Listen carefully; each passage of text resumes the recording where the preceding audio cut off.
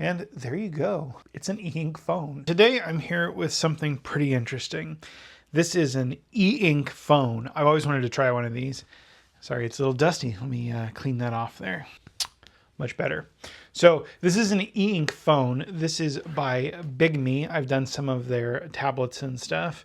It's pretty cool. It's just a phone with an e-ink display. The thing that always kind of interested me about these, you have the e-ink, which is going to limit how much you like mindlessly doom scroll stuff, which I thought was kind of cool. But you also get the benefits of reduced eye strain and things like that you would get with like a Kindle or a Nook or even Bigme's tablets that are for reading, which, you know, could be nice, especially if you wanted to read on it.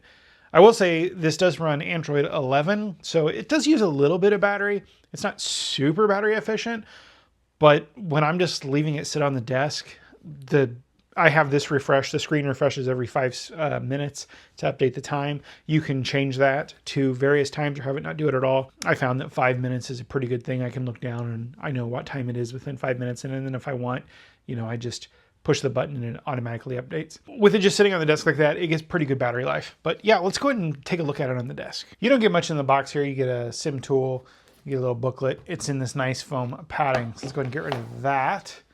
And we'll take a look at this. So you got the phone itself. Let me get rid of that plastic. Here I have it in the dark mode when it's on the lock screen. As soon as I touch the button though, it'll go to like the light mode. And there you go. It's an e-ink phone. You can see there, we just swipe right through on our icons and we can see everything there on the home screen. I've got a bunch of the stuff I use. I use this for 14 days. As my like daily driver phone. I've now taken my SIM out so you can see where there's no SIM card up there. I've put it back in my other phone. I ran Geekbench on here. I ran CPU throttle.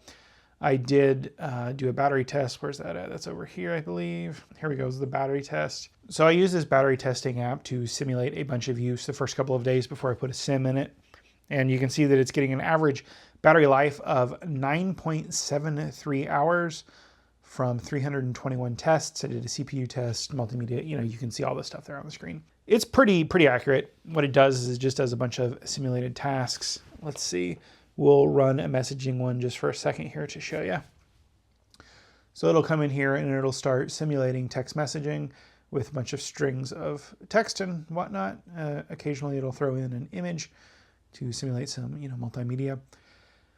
And it'll just monitor the temperature and it draws down the battery and everything. So I did this for the better part of a day, going through all the different ones, running some for 5 minutes, running some for 50 or for 5%, running some for 50%. And overall, I was pretty happy. So let's go ahead and exit this app. Now again, this is Android 11, but it does come with Bigme's kind of like flavor of Android, which some people may like, some people may not. Since I've used their tablets and their e-reader, I'm pretty familiar with it, and it's not my favorite, but you know, it gets the job done. Say, for instance, you want to come into settings. Instead of the Android settings, it has like their menu here, and then you have to come down to more settings, and then you get into the traditional Android settings. So that's something to keep in mind if you're trying to figure that out. I did take a selfie. That's what a selfie looks like on the screen. And then I took a picture of the door to the garage. Not necessarily the greatest thing for taking photography. Obviously, you don't want to do video on this, but I like doing the video on the ink just because I think it's funny. It's interesting to watch. And now you do have different modes here that you can set it in. You can come up here to your drop-down bar and you can go to ink, and you can set it to default, magazine, comic, video, custom. You can come in here and change the refresh frequency and everything yourself. Let's keep it on default for a second. Here's the video where I did their e-ink tablet. I'll go ahead and pull that up. Tablet, it uses the Kaleido 3 e-ink technology. So, you know, it's not the greatest thing for video, but it's e-ink. It's not supposed to be a good thing. Well, here, let's just do actual the camera feed of the room. As you can see, it's a little bit choppy. Get my hand in here. You know, it's not the most responsive thing. So let's go ahead and set it to the e-ink video mode and see how it improves.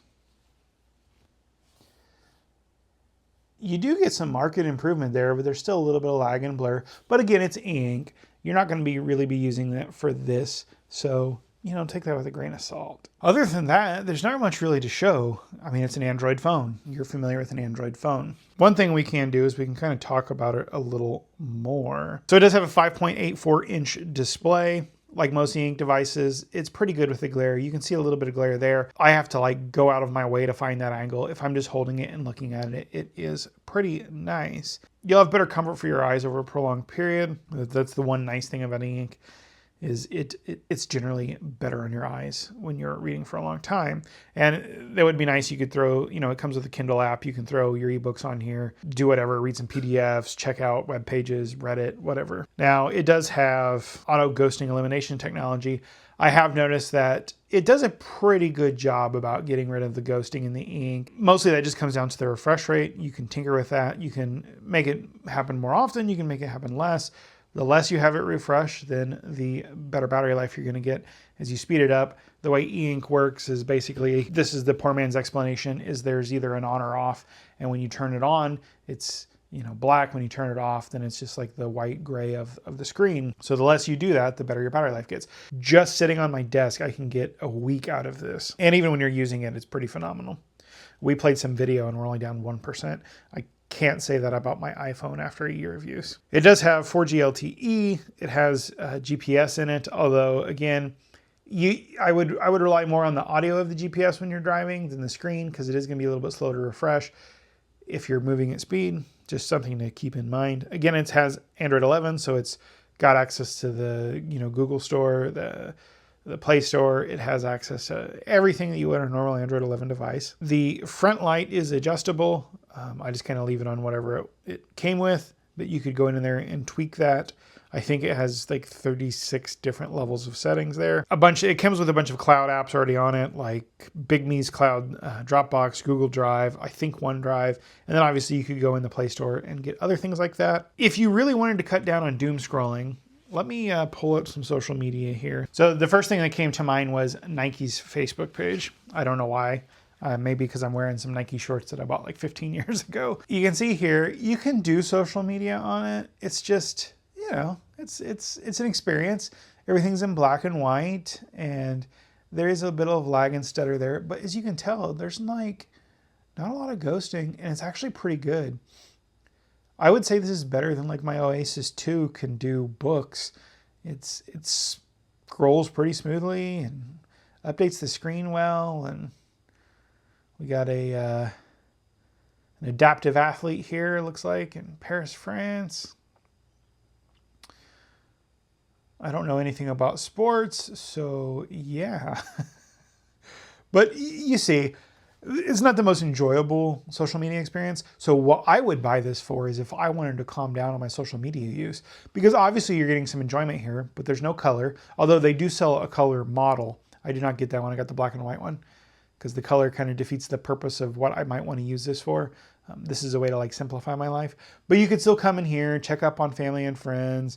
You're not going to get lured in by all the bright colors and flashy images and videos and stuff, because you're just going to be like, oh, day in, day out, the team believed. Cool. You check on your aunt, your grandma, your family's feed, your friends, but you're not going to get sucked in. That's the kind of use case I would picture for this. But also if you, like to read at work, on your lunch break or whatever, you could put books and books and books on here. And unlike your phone, you're not going to tear through the battery. The only drawback here I would say is if you're coming from another e-ink device, like something standalone, a Kindle, a Nook, if they even still exist, or even like their e-reader, which also runs Android, it seems to do a little bit better on battery. You won't get the greatest battery life compared to those, but you're going to get a better battery life than most phones of similar size, because you have that e-ink display, which is just so much more energy efficient, especially when it's not actively doing anything. If you're coming from a traditional phone to this, one of the drawbacks might be the refresh rate. You're not going to get a blistering fast refresh rate because it's ink. It just doesn't work that way. You pop up Duolingo. Even Duolingo is usable. Maybe not necessarily how you would want to use it. We'll go into a thing here. Würdest du ins...